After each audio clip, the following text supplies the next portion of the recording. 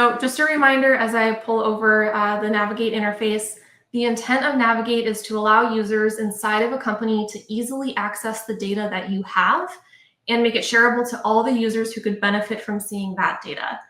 Traditionally, this might be something that could be difficult for casual users to access since they might not have the expertise or even confidence to dig around in a larger system. This also allows them to easily get that data. So as we go through this demonstration, you'll see that I'll be signed in as a few different users. Different users may have different views or different apps that they can use. Again, this is going to be with the idea to keep it simple and easy for them. Okay, so starting off as Mike, we are in manufacturing and we have the part task collection as well as a reported problem task app. We're going to start with the part collection apps today, and we will start with the view part structure.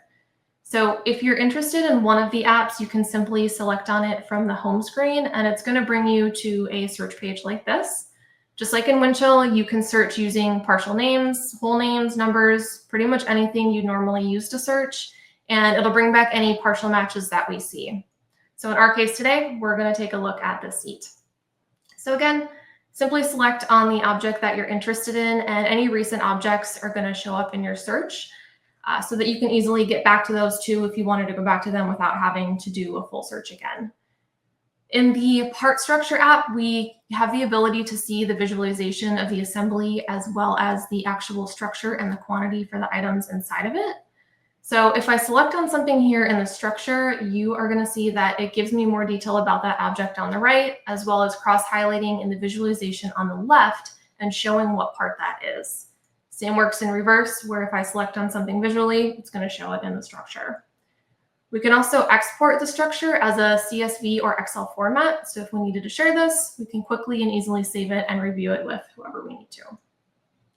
Going past that, in the visualization, we have the ability to look at different orientations or any saved view states, so we can quickly interrogate the object too. And this is a powerful capability for users who traditionally might not be strong CAD users and who wouldn't be able to normally visually get into these types of data. We can also highlight, turn off, turn on, select specific objects that we want to look at, isolate them, as well as being able to transform those in the 3D space, and then we can pull them apart like an explode view. Again, just a lot of ability for someone to be able to come in and really interrogate that information. So next, we're going to go to the view and measure in 3D, so we can easily just go across the breadcrumb trail there for the different apps without having to fully search again. When we go to the view and measure in 3D, it's going to launch Creo View, and this works with a lot of different file types, right? It's not just specific to Creo, but this is a lightweight viewer for someone to be able to visualize that 3D data, similar to what we just saw on the structure tab, but with a little more detail. So here we have the model structure on the left-hand side, and then we are able to bring in the full visualization of the seat that we have. With Creo View, though, we can take this a step further and really start to interrogate that model even more. We can do things like if we wanted to take a section view to look at something, we can easily run that section view just where that's at, or you can do quarter sections, run them across different planes. We can also do markups, like if you wanted to leave a note for someone, or say you wanted to take a measurement such as the distance right between here, these two bolts, that's going to be accurate to the CAD. So this again gives those users more access to the data that they need without having them being in an actual CAD tool, or worse, possibly worrying about them changing the actual CAD data. Now, coming back into Navigate, we can go across to some of the other apps and continue to look at information about the seat.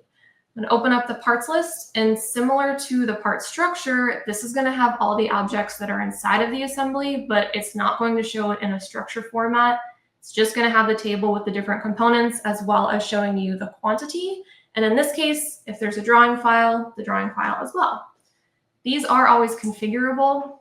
We can add different columns to the table if we want to show different information. And similar to what we saw earlier, if I select on a part, it's going to give me more details about it on the right-hand side. Say I'm interested in this part right here, I can directly select it from here and go down to that individual part level. Now, looking through the different apps for this part specifically, we can come to the Drawings tab. This is where you're going to be able to see, of course, any drawings that are associated to the part or the assembly. If there's multiple, you can always download all of them. It's going to show you which formats they're in. In this case, we just have this one PDF version. So again, we can easily access this, review the drawing, get any detail that we would need from it. Not a whole lot of information on here. So continuing on from the drawing, the last app here for Mike is the Design Files app. And this is going to allow us to see any associated design files. So we have the ability to see things like the parts list. In this case, we have a washer load file, but we could have really any associated file here. We can see them, review them, download all of them, whatever it is that we want to do. Can also come back to the search here for the part apps. So staying in the View Part List app, I can then look for a different part. In this case, we are going to look for a spindle that has some additional MBD data on it. When I select on this, it'll bring us back to the app that we're in. So again, in our part list. And if I go to my drawings here, we'll see that for this spindle, we also have some additional data here on the part. Opening this, we can see that we have all the annotation sets, the MBD data, and the things that, again, someone that's on the shop floor might need to review. That's going to give them easy access to that information. Not only that, coming back to the part structure tab for the spindle, we'll see in the visualization that, as I mentioned earlier, we have some saved view states. So we've saved annotation model-based definition states that we can toggle between and visually review in 3D as well. Again, giving more access to the users and really letting them find any information it is that they need by themselves without having to go to an engineer or someone else to say, hey, can you pull up a spec sheet on this, or can you show me MBD details?